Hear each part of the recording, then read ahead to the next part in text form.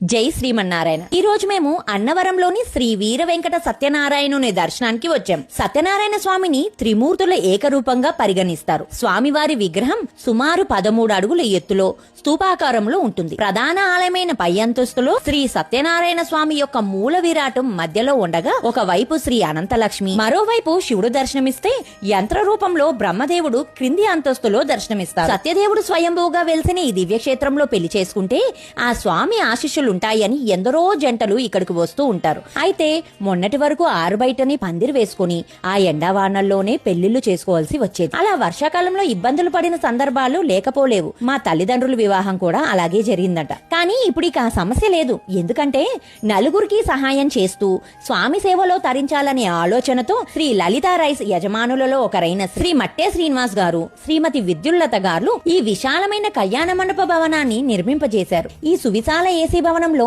ఒకేసారి 12 జంటల కళ్యాణం జరుపుకోవడానికి ఉచితంగా ఏర్పాట్లు చేశారు. ప్రతి వేదిక వద్ద 100 నుంచి 200 మంది వరకు బంధువులు హాజరవ్వగలిగే అవకాశం ఉంది.